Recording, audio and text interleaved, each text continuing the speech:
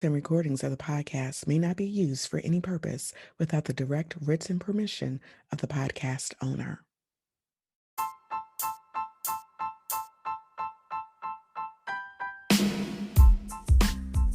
Welcome to LITE It Up, a podcast about resilient women balancing motherhood, their careers, personal lives, and all of the challenges that come along with being a superwoman. Each week, you'll be motivated to take action to lead, inspire, transform, and empower. Now, here's your host, Dr. Aginah Musherah. Hey, everybody. Welcome to another episode of LITE It Up. I am your host, Dr. Aginah Musherah. I'm excited about this episode, as I am each and every episode, because I always seem to find the most amazing guests to come on to LITE It Up. This week, we're going to continue our conversation about self-preservation, self-care, and all of that good stuff, because I think we all need to hear that. We all need to do a little bit better in that area, myself included. As I continue to tell you, when I'm talking to you, I'm talking to myself as well. So today's guest is Nicole Muhammad. She is the urban social worker, and she's also an author of two books, Soul Talk Volume 3, which is a book about self-preservation for servant leaders, and also her brand new book, Green Panties, Ulcers, and Corns. What an interesting title. So we're going to learn a lot about that. Welcome to LITE It Up, Nicole. Thank you so much for joining me today. Oh, thank you. Thank you. Let's go ahead and light it up. That's right. This has been a long time coming. Um, what I can share with folks is that your son was actually on LITE It Up during season 1 when I did the series on Black male educators. So, of course, he got it honestly from his mom. We try. So, why don't you tell everyone just a little bit about you, your background? You've been working in the area of social work and education for some years, but just give us a little bit about who Nicole Muhammad is. All right. So Nicole Muhammad is a married mother of two adult children, one who is 23. He is married. He lives in Chicago. And then I have a daughter who is 21, and she's in her last semester at Kentucky State University. And I've been in the justice and educational system for over 25 years. And that has been in the capacity of a juvenile probation officer, a school social worker with Chicago Public Schools, an assistant principal, a principal, and now currently I'm working with a program that Chicago Cred that does gun violence reduction. And with that, we help to pilot women in the program because it was predominantly for young men. And we've grown that from 2 starting in 2019 to we have right now 20 with the expectation that we'll have up to 30 by the end of 2021. So yeah, I'm a yoga instructor. I am a certified sexologist. I really do a lot of work around trauma and self-preservation and responsibility. I do some speaking and some professional development, and I'm an author. So I think that's it in a nutshell. I'm really multi-passionate. I probably could go on and on, but we're going to cut it there. And that's just only because I love learning and understanding all the facets that come in front of me. So, yeah. Yeah. And I'm trying to remember, I don't know how we met. Part of me feels like, because I used to work in juvenile justice, I worked for the sheriff's department. I know it dates back 20 plus years. Yeah. I can't really remember. You don't even have to stress yourself. Okay. Because I want to say it's because of my dad, but I feel like we met before him. Okay. Yeah. No. I used to work for Robert Shaw when he was the alderman in the Ninth Ward. Okay. And so Shaw was on his show several times. And then when I ran for office, and was doing some other things, your daddy had me on the show like 3 times. Yes. Okay. So, and I came to Crow a few times just to look at and review some of the things that were there. And so, yes, we have. Okay, so it was him. See, I was going to say that we had a class together. It was something with the Cook County Sheriff's Department, and then my dad. But all right. So, Yeah. but yeah, we do go back. We go back some years, and then I also worked for Chicago Public Schools, so I know that we bumped into each other, several times there. So why don't we talk about how you actually got started or developed an interest specifically with dealing with um, trauma related issues, going into the social work field, which of course is a very important field. We need more social workers because we all know the struggles that we experience, particularly in our community. So, what ignited or sparked that passion for you to kind of venture into that arena? So I can go back as far as elementary school, right? My mom had me doing community service at an early age. And the things that we did, I really wanted to understand how the individuals that we came across got to that place, right? Fast forward in high school, I did some things. And then when I went to college, I got my bachelor's in law enforcement administration. Okay. And I went to the county jail to do my internship. And I realized that I didn't want to work with adults. I wanted to get to youth, Mm-hmm. right? Before they got there. Like I could be the one that could not have them come here, right? Yes, yes. Right. So I did that. And so I went into juvenile. I was in politics, but then I went into juvenile probation. Mm-hmm. And while I was there, just kind of going into the school system, I really wanted to really get deeper. Like they don't even have to try to make it here. Like if we could really help. So I decided to go back to school and I got a master's in social work. And I got that from Chicago State University. And so I just fell all the way in love. I left probation, became a school social worker. And of course, then all the dynamics, really shine on the school level. Mm-hmm. And just have been there and locked in and just decided to just continue with my knowledge and my certifications just to go in deeper and just stay consistently on top of what's happening and what's new. So, considering, and I'll just backtrack because my story is kind of similar into how I got into juvenile justice because I started out criminal justice major with the hope of going to law school, which I did. I just didn't complete it. But I wanted to incorporate and tie in education. So I ended up going back to school to get a master's in ed leadership and administration. But I worked in the youth services division of the Cook County Sheriff's Department. And our focus was on preventative measures, alcohol, drug, substance abuse, trying to prevent youth from, going down that road, but also establishing programs where students, children who were caught with underage drinking or drug possession could enroll in a court-ordered program to make sure that that was wiped from their record. So it's just really interesting how you can enter into a field or a profession. And then I thought, I really want to work for CPS because I want to go and change the world. But Well, wait, what's funny, while I was in CPS, I was like, I really didn't understand what the teachers needed. So I went back and got a master's in educational leadership, right? Okay. Just to really understand that component, which led to me becoming an assistant principal and a principal, and which helps because of the social work lens. So, Mm-hmm. so I dealt with things, in my opinion, through a different lens than maybe some people who don't have that background. Mm-hmm. But yeah, so yeah.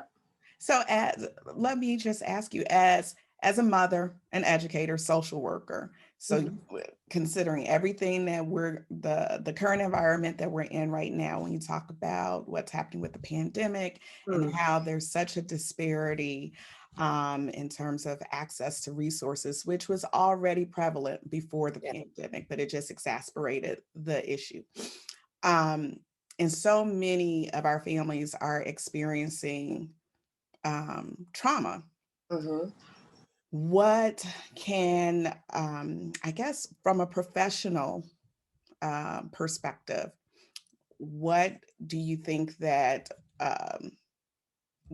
families can do to kind of ease some of the, I don't know how to phrase the question, to be perfectly honest, Mhm. because there are just so many Yes, different dynamics, right? Um, but what do you think, I guess right now, what's the biggest issue or the impact that you see that this pandemic is going to have or is currently having, particularly on our youth? Wow, just like you said, that's a loaded question because there are so many different dynamics. For youth who were already struggling being engaged in the traditional sense, this widened, right, that gap or hole or whatever it was, because it's even harder in some instances to engage when you're not in a space present face to face, right? So you have some youth, and I'm not certain, nor have I looked. Mhm. So it could be there if CPS or any other school district has shown that data, Mhm. right, of youth that already were struggling to be engaged, but that wide. Well, it's probably apparent that it's bigger, Right. right? Then, of course, you have diverse learners who are struggling as well. And I know parents who are at home with diverse learners, and they are struggling because they never anticipated being a teacher aide, a Mhm. sub, a teacher, Right. and they really got a chance to have an upfront view. So on one end, it really enlightened parents who had not been hands-on involved. And it also, for some parents, exposed how much more they needed to be involved, Mhm. right? Yeah. So it was pros and cons to it, but I want to say our children, if we did not make a determination somewhere within this pandemic that we cannot rely solely on institutions to educate our children, and that we have to find some way, shape, or fashion. I know people who created clubs, Mhm. like this week you got it, this week you got it, or every other day, Right. just to try to help enhance their children's experience. It's not a silver bullet because it's so Mhm. many different things. There are a lot of children who are suffering mentally, Yeah. emotionally, socially. So each home and each child in the home, because I know people who have several children in the home, and each one is dealing with it very differently. Mhm. Yeah. So And I know, and I've talked about this before in my own household. I'm fortunate enough where I feel like my children have been able to adjust, but I've also been fortunate enough to be at home with them this entire time because I'm working remotely. yeah, However, I can see just the change in the personality, particularly with my youngest, because she is not bashful. She will say that she does not like this manner of, learning because she's, um, better suited being in person in the classroom. So I try to get her out the house, do things to kind of just keep her, going. But I know that everyone does not have that absolutely. ability, don't have the resources, so I Mhm. I tell people I recognize the so-called privilege, I guess, that I have being in a position where I can be at home and I don't have to worry about, especially what we just went through with the back and forth with CPS about Absolutely. Hmm. returning and not returning. Like I couldn't imagine. And even when our school district came up with a hybrid model plan, the plan was not conducive, even if I were working, to send a child to school for 2.5 hours, five Yeah, days a week. Who's going to do that when you got to go to work? So, yeah. um, but you're right, it does force you to begin to think about educating your children Mhm. yourself or relying on one another to develop, like you said, clubs and pods to support one another. Essentially, it goes back to basics. And, I often think about the teachings of the Honorable Elijah Muhammad in terms of knowing that we are responsible for educating our own. And for so long, we've been so comfortable in relying on institutions to do that. So, Yes. Absolutely. your work in the schools and being able to really identify with your teachers when you were serving as an administrator, talk about how you were able to connect with your students, because you have the training and experience as a social worker. How do you think having that background and that experience, and then the experience of working in juvenile justice, helped you as a school leader as far as, providing opportunities for your students and connecting with them? Ooh, so let me say that I really strived every day to be a student. There was no way, shape, or fashion. I already knew from the beginning that you can't create this cookie cutter structure and think that you are going to penetrate the souls of your students Hmm. or your teachers. It takes time and intention and effort to strive to um, personalize your relationship, which really, when people know that you see them, you get them, and you may not be able to, obviously, you can't get visceral with 1,000 students or 800 students or 600 students, Hmm. right? However, there is a way for you to be able to connect so that you can really try to understand and understand, right, Hmm. what it is that your students need. These are not 8-track students. Right. I used to try to press upon my staff that you have to be just as currently relevant as the music, the videos that they're playing. If you are trying to really connect, they are not us. Hmm. And that is not a dig, because we were not our parents. Right. So if you are going to be in this state of education, you have to strive to be current with everything that they surround themselves with. I had to learn about different social media platforms and keeping up with the music and trying to, and it wasn't to be cool with them. It was so that I understood what was in my building, Hmm. and so that I could be multilingual and not passing by them and they're saying something I don't understand the new Right. whip, right? And then I look up and on the radio, second floor midway, right? Yes. It's on and popping, right? Right. So, it's very important that if you are going to do people work, if you are going to be a servant leader, that you really take the time to study and be a student of who you are serving. Other than that, you are the sage on the stage and you are in love. This is my opinion. Hmm. This is my opinion. Then you are in love with the position and not the mission. Hmm. That's a very good point. So let's take that to your chapter in the Soul Talk Volume 3. What's your chapter? What do you focus on? I'm sure you're giving tons of gems for those who are in the realm of being a servant leader to Mhm. help us improve. So what's your chapter about?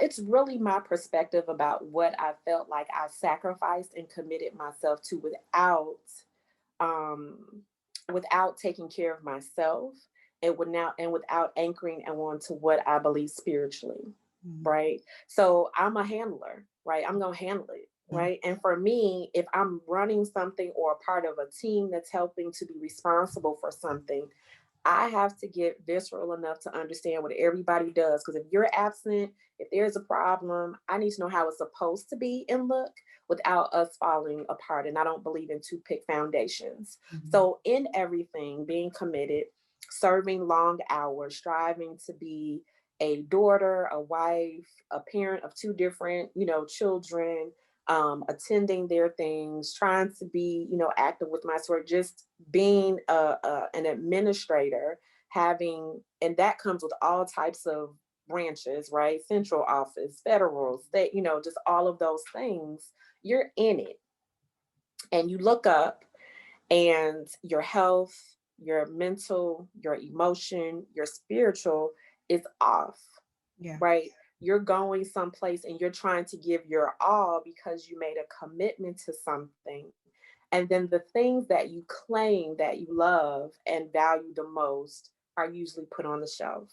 So Mhm. you're not in alignment, and it's very hard. So my part was really about finding a way to balance so that you can come back for the fight every day, so that you can be in the marathon every day, and that you may have to pause, you will have to delegate, you will have to do these things, and that you have to also learn how to be a servant leader or whatever kind of leader you call yourself, whatever that approach or model is, without burning yourself at both ends, because then what you came to do, either you're going to completely sacrifice yourself and they'll be holding your obituary, Mm-hmm. or you'll become bitter and resentful just because it's just not really in alignment with who you are at your core. So that's what Well, it's it about. sounds like you were meant to talk to me today because I struggle with balance, Mhm. and I know so many other women who also struggle with balance. Yes. What advice, what are, first of all, how do you stay in alignment and remain balanced? And I know that maybe there are times where you are Mhm. off balance. So I don't want to, Mhm. paint the picture Thank you. that Nicole is always balanced and Ready. perfectly aligned, because we know that that's not reality.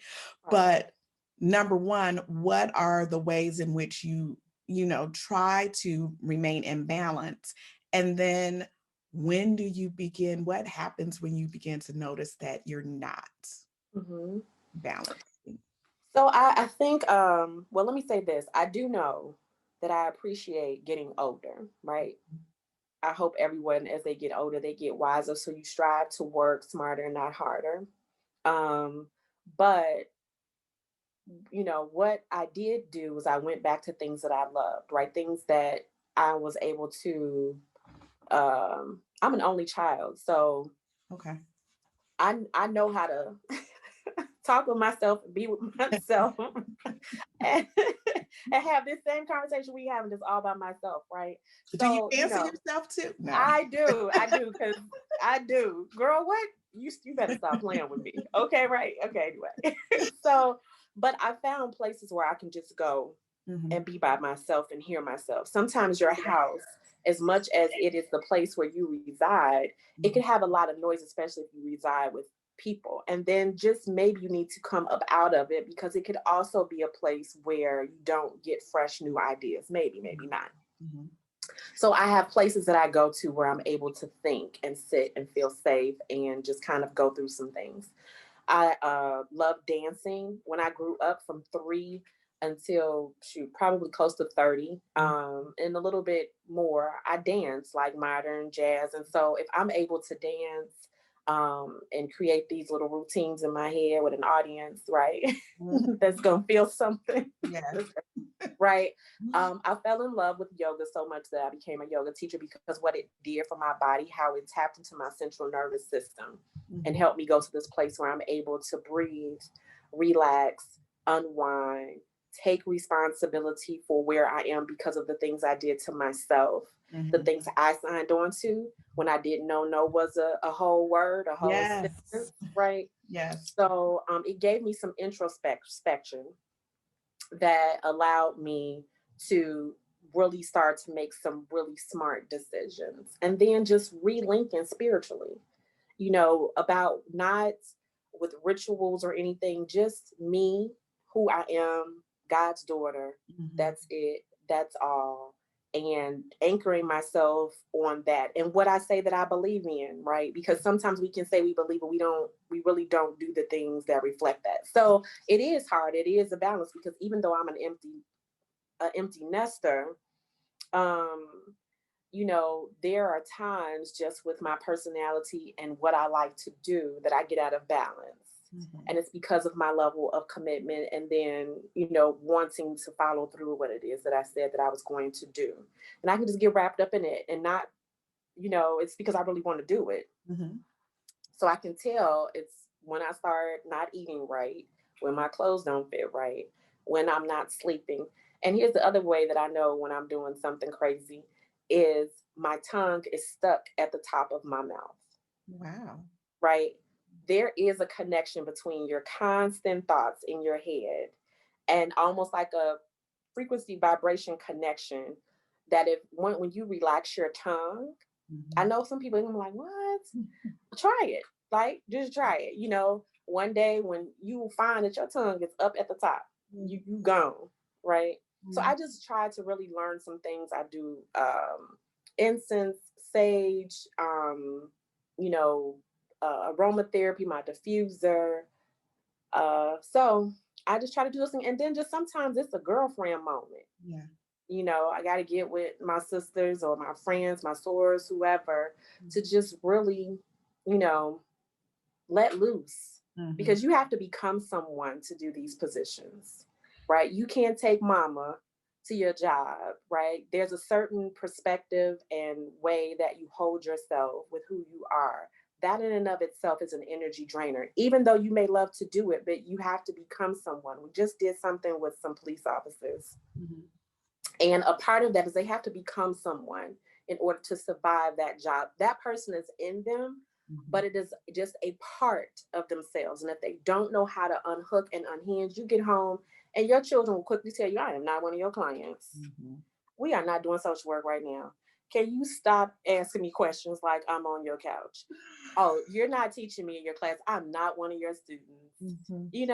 So, and a part of you may be offended, like, what are you talking about, right? But you just have not, they looking for their mama, they looking for their wife, they don't care about none of that, right? So shifting is an energy drainer. So, yeah. And I'm laughing because, boy, have I heard it from my three. Yes. Because so in this household, and I never thought that I would be this parent who sends the group text and we're in the same house.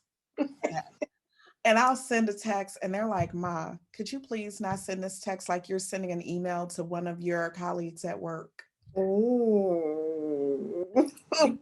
So it's hard for me to shift sometimes. Yes, it is. And I'm like, oh, let me, and my son, lately we've been having these, I know what he's trying to do, because he'll do things or he'll come and he'll say things while he's on the phone with his friends. So he'll have his AirPods in and he'll come in my room. So there's this joke in my house. I'm going to be real transparent. Everybody knows that I'm divorced, but I'm also married to my MacBook. Okay. Which is a bad thing. My MacBook is my husband. My MacBook is in the bed with me, is in the bedroom. It goes everywhere with me. So, and I need to change that. But so my son will come into my room while he's on the phone with his friends, but I don't realize it. I see he has AirPods and he'll do something just to get a response out of me. And then I can hear the friends just cracking up, laughing. And I'm like, why would you do that? He was like, you need to loosen up. Like, seriously, loosen up. And so this last week, he and I, we've been going to see a chiropractor together. Okay. And so now that's kind of like our thing, our opportunity to just be one-on-one.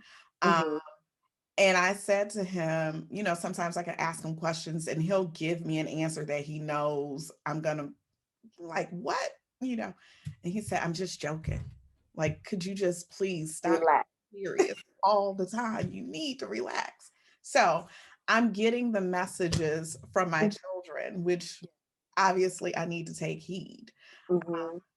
But it can be a challenge. So what do you say to those women who constantly walk around? I call it the Superwoman Syndrome. Yes, it is. Yes, because, and I've often said, there are days I don't want to be strong. I don't want to be the strong Black woman. Absolutely. I don't want the responsibility. But how do you turn it off? You know what? I'm going to be frank and say that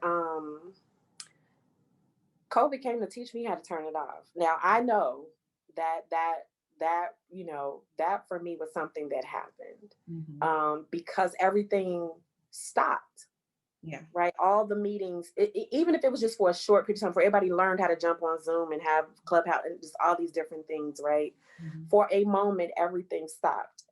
And my husband and I were saying, I was just like, we have been going nonstop, whether we thought we stopped or not, nonstop for at least 15, 20 years.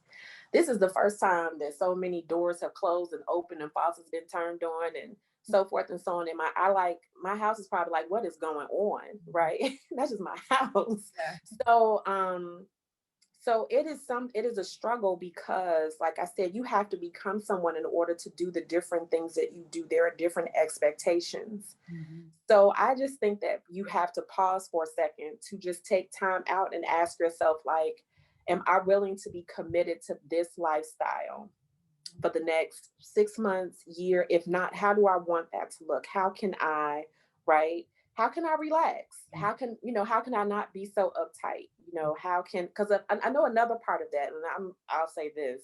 I don't know if this is your story, but when you're trying to raise your children, there's so many things you're paying attention to. Like, are they trying to be funny? Are they playing me? Is this really real, the story they're telling me? Should I be listening for something? Will I catch them later on something?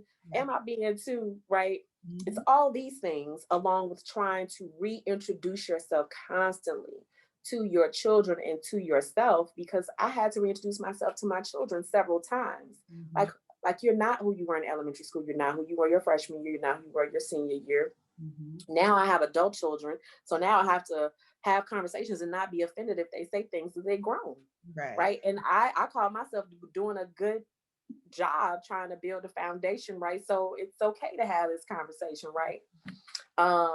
So it's hard to turn it off, but I think it's worth it to visit what you really want and how you want to not say it, right, but actually try to do it. And it doesn't happen overnight. So there is no magic bullet to that. I think it's just about, I'm striving very hard to be present when I'm with my family now, trying to be present when I'm with my clients, trying to be present when I'm in certain things, and learning to turn things off and leave them where that purpose for that particular disposition is. Now, some people may say, well, if you're just yourself all the time, but certain things have certain seasonings to them that you have to bring to the table.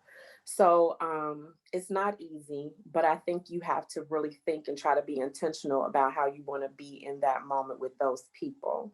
Because I can say this, I felt bad one day when I realized I came home and I was so tired, and I was giving my job all of these hours, to have the audacity to come in my house and tell, whether it was my daughter, my son, or my husband, can you just give me a minute so I can just get myself together? Right? These are the people that I love, that I would die for. Yeah. Right? But I just gave all these people my energy. I'm draining. I come home with this much for the people who I would die for and that I love, and I have the audacity to either be too tired, and I get it. I pay the bills. I'm trying to keep a roof over your head, but I'm sacrificing our relationship. Right. Yeah. Right. I'm sacrificing who you want to be with. Who am I to you? So it's a hard place to be. It's not easy, but I did, from when I had that conversation with myself, I strived real hard to not do that.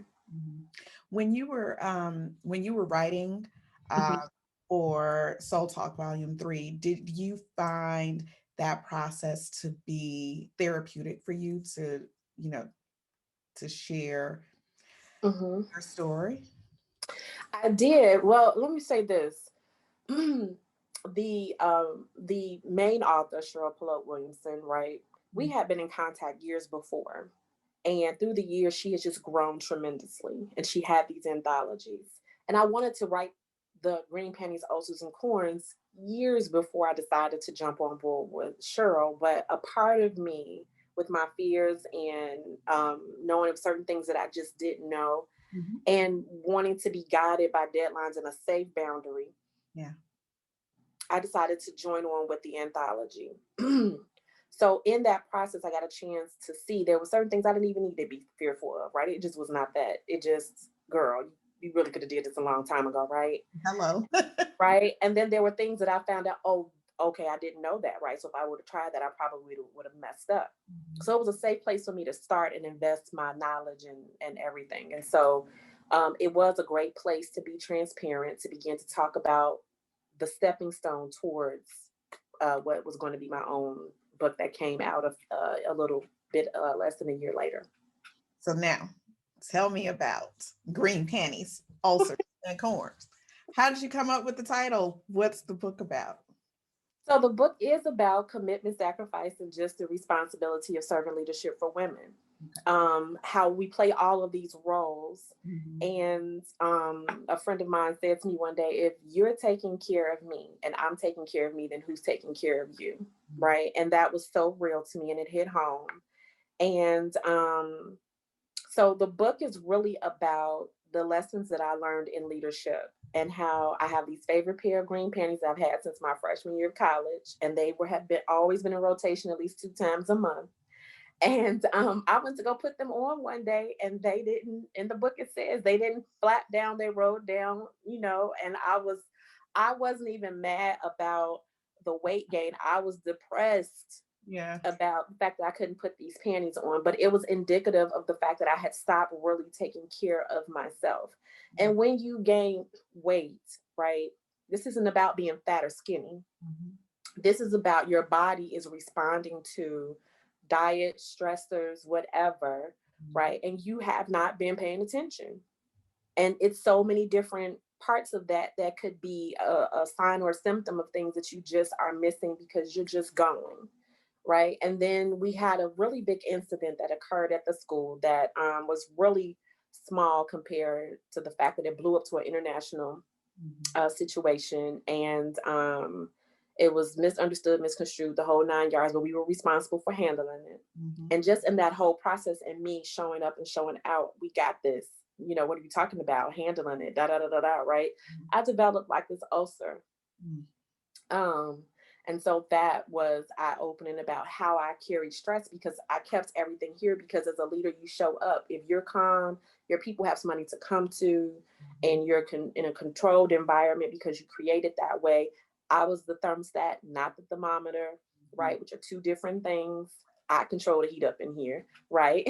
So, and with that, all of that energy, and I don't know how many people that are listening are going to be believing in energy, frequency, vibration, and how the body works, but you will harm yourself trying to hold on to everything and containing it, right? That's what happened. And then the last one is really a vain piece. Like, I felt like my feet were the cutest feet in the world. I should have been on somebody's magazine with my feet doing the Vaseline commercials, whatever.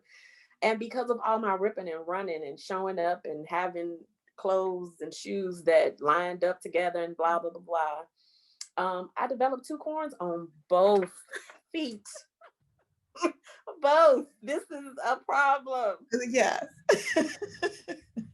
So, yeah. So it's something has got to change. Like, if I could exhale and look at my feet, Mhm.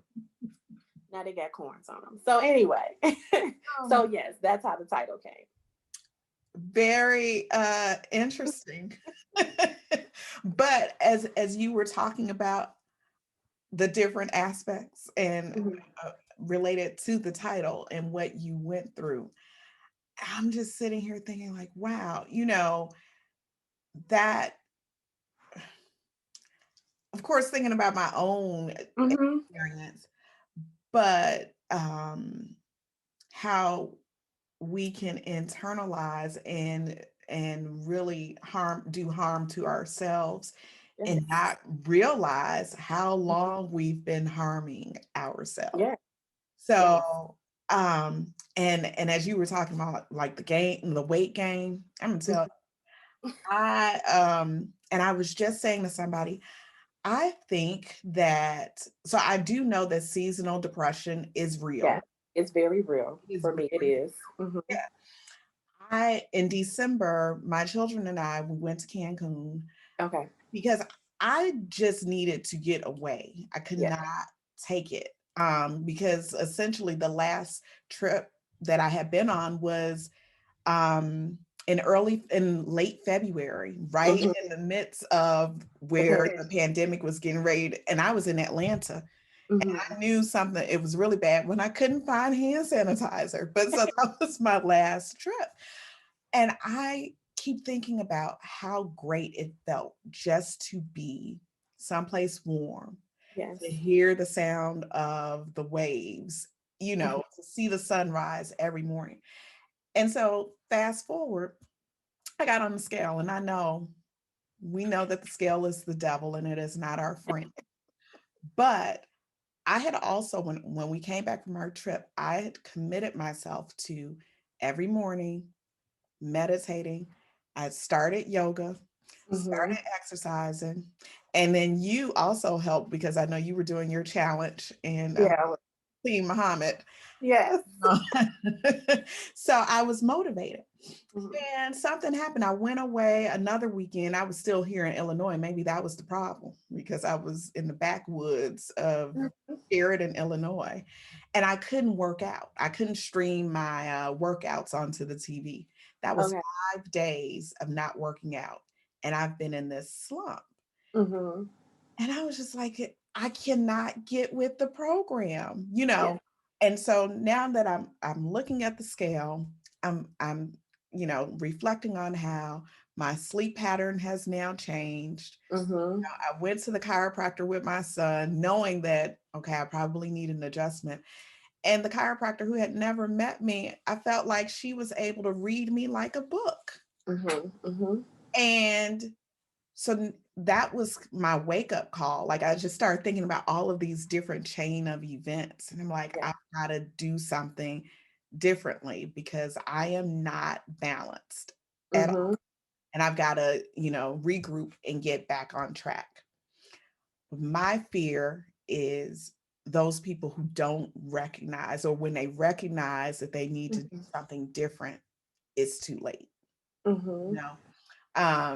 So just as I was listening to you, I'm sitting here thinking about, okay, I really gotta, get it together. But Mm-hmm. so many of us go through these different struggles and challenges, but we don't have an outlet or we don't have a way to regroup. Yeah. Tell people, where can they get your book? I need an autographed copy of your book, ma'am. All right. So if you go to my website, which is Nicole Muhammad, and that's NecoleMuhammad.com, you will get a signed copy and a surprise with it.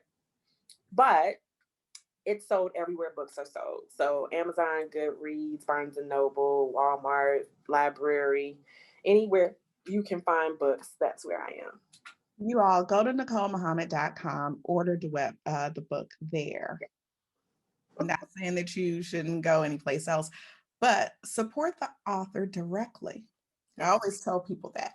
And plus, you want the autographed copy and the surprise that you won't get if it's on Walmart or Amazon. You will not. You will not. You will not. You will not. So, from writing this book, what else Mhm. are you doing? Do you do like individual, um, I guess, leadership development or counseling sessions for women, and not to only, reflect on women, I but know. I know what you're saying. I got you. Yes, I do. So they can reach out to me again through the website. But um, you know, I love doing groups, right? Because I mean, I know individual is fine, and I also have a ton of beautiful clinicians that are doing some really good work. Because different things, like it's certain things that I don't focus on, right? Because I know my strengths and I know my weaknesses. So according to what it is, we may not be a good fit, and that's not about you. It's really about me, right? The other part of it is that it is necessary for us to know that we are not alone. It's strange to me how I think it's so important for women to just, this is not to expose all of your business, but to communicate because your sister needs you. Like it is beautiful to know. That's why I always reach out to older women as well, because I want to know what's coming down the pike, right. right? For me as a woman, and not that my story is going to absolutely mirror yours, but some things are just a given. Like just how we know our daughters and and sons, right? And we point of reference is always beautiful, right? Lived experiences are better than a book. Right. Or theory, I should say. Um, so I really love doing professional development, the coaching, the training. I am starting my own life coach training certification program, and a part of that is because people are really looking for solutions. Mhm. and they are looking for accountability. And one of the pieces in my book is about getting naked, and that is about really taking responsibility for where you are. Take everybody else off the table who shoulda, woulda, coulda did something and you'd have been better. It is now your responsibility to get naked and say, now what are you going to do? Because if you're waiting on them to have the right apology, that's not going to happen. Because deep down inside, you feel like it should have never happened in the first place. You'll find some reason to stay stuck in the muck and the mud of that. But let's move past that, and you be responsible for what it's supposed to look like, what it's supposed to be. So that's huge for me where I am right now. And I don't know if I even answered your question, but I love women. I love us. I love men too, but you know, they got each other and they handling it. I've never been a man. You know, I do work with young men, and we have a great time and we do have great outcomes. But with a woman, women, I love us. So, you know, I want us to be phenomenal, because when we're right, there are so many things that just go right. Exactly. So that's who I'm here in the boxing corner for. And I think it's important to say that when we're focusing on empowering one another as women, that does not mean that we are looking down on our men or anything of that nature at all. Because I've heard so many, so many. That's a sticky subject for me, because it's just very interesting that whenever I talk about the empowerment of women, a man decides that they want to chime in and say, well, it sounds like you're downing, you're putting the Black man down, or you're putting, no, sir. Right. What I'm focusing on with myself and my sisters has absolutely nothing to do with you. Absolutely. It's the same thing as Black Lives Matter, All Lives Matter. Exactly. There's stuff to do, and there are things that are happening that this particular group understands. If you want to support it, phenomenal. If you know, but it's best that you probably just kind of step back, because what's going to come out is going to benefit you anyway, because that's how we are. That's who we are. So when we're better, everything is better. Right. So and you would think that they would recognize that, you know. It's just like they say, what is it? A happy wife is a happy life. So if the woman is right and has gotten herself together, absolutely, then everything else will begin to fall in line. Absolutely. So I would I'm glad to know that you do some professional development for groups, because you're right. When women are able to connect with one another and recognize that they're not alone in some of, you know, their experiences, and they can build relationships and connect with other women, that's very fruitful for them as well. Do you have any plans on writing any other books, publishing? I have thought about that. I did think about that. And I've been writing some notes in my phone. But I've learned so much from the process. And of course, each time you learn what you would do different and so forth and so on. So there's a few things that I would want to set myself up with before I go and jump into the pond again. But I have so much to like peel off from just the little 9 lessons that I shared in the book, that I'm just going to ride this one for a second, and then work on my baby with the coaching academy. But yeah, I do. I have a lot to say. I've learned a lot, you know what I'm saying? Like there's so many people that you and I and all of the other phenomenal women that we know can help to either avoid pitfalls or understand that you are not alone, or to celebrate each other. You know, it's kind of like I've never seen another woman as competition. When you look on the shelves and you see 5 million loaves of bread and 5 million types of toothpaste, right? It's not that serious. Somebody's gonna pick somebody. It doesn't matter. And when they pick them, you know, that is and the world needs everybody, a little bit of something from everybody. So to answer your question, eventually, but it is a daunting task, and it's, for me, it's very intentional. I'm not one of those, I'm able to spit out like a book Yeah. every 3 months. Yeah. I'm not, because I'm so multi-passionate, I'm on something else. But yeah, so it will eventually. Okay. Well, definitely we'll be on the lookout. I'm gonna, once we wrap up, connect with you, obviously, about getting my autographed copy. Definitely.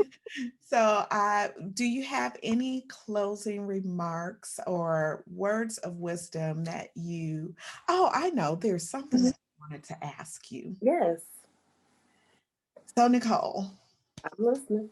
and that's the other thing. So oh my God, I'm having a Munir Muhammad moment Come right on. now, because I don't know if he ever shared with you. So real quick, funny story. A few weeks ago, my brother Jamil shared this newspaper article from the Muhammad Speaks back in it had to be 1977 because my mom was pregnant with me, where they had changed their name and they had already selected my name, right? So the story in the family is my father just absolutely loved the name Nicole. And had they not changed their name, Mm-hmm. my name would have been Nicole. So Okay. It's right there. yes, yes. But thinking back, with everything that you've experienced and everything that you've accomplished, what would you tell your younger self based upon all that you've gone through? Um, One of my brothers said this quote on his page, and I love it. I have it posted up. Um, to quit playing and press the gas, right? I love that quote, because I think a part of it is you are sometimes, I don't want to say imposter syndrome, but you pause because you're uncertain of your strength, like whose you are, and that there's more than enough room, and that you can't offend anybody, and that there is no that if you want to do something, just go ahead and do it. When I was younger, I held back certain things because people tell you there's a certain way to live, a certain way to be, a certain way to act, and so forth and so on. And sometimes people can take your Technicolor coat and paint it all one color for their benefit, Yeah. right? I wasn't in a place where I felt like I could get my, I don't know, acetone remover or whatever off my coat and just show up in my multifacetedness and be okay with that because it works for me. Mm-hmm. Right. So if you come with the parable of talents, I love that. Um, don't you get in trouble with God trying to please other people about what he's giving you. He gives some people 1, some people 5, some people 10. I don't know what all those numbers are. I might be wrong on the numbers, but you know what I'm saying. Right. But if he gave you 10, you do your 10 to the 15th millionth degree. Let that person with the 1, and if they're trying to explain to you that you should be doing 1, but you got 10, just tell them, say, I'll meet you on the other side. If I'm wrong, I'm wrong. But if I'm right, I'm showing up with 20. Right. Because he doubles it. That's right. When you come with who you are and you're not trying to shape it or mold it in a way that makes other people feel uncomfortable. Just come with your big old self and take up all your space. That's what I would tell her. Ooh, love it. I think that's a perfect way to end this episode of Light It Up. I am so grateful that you took time out of your I'm so happy to join me. You dropped some gems, and I'm so grateful that you shared. I'm glad we had this opportunity to talk. So everyone, thank you so much for tuning in this week. Don't forget, if you haven't done so already, leave a review. You can leave a review for this episode of the podcast.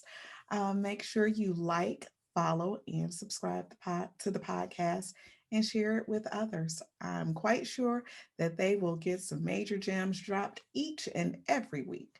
So until next time, don't forget to continue to light it up and shine bright like a diamond.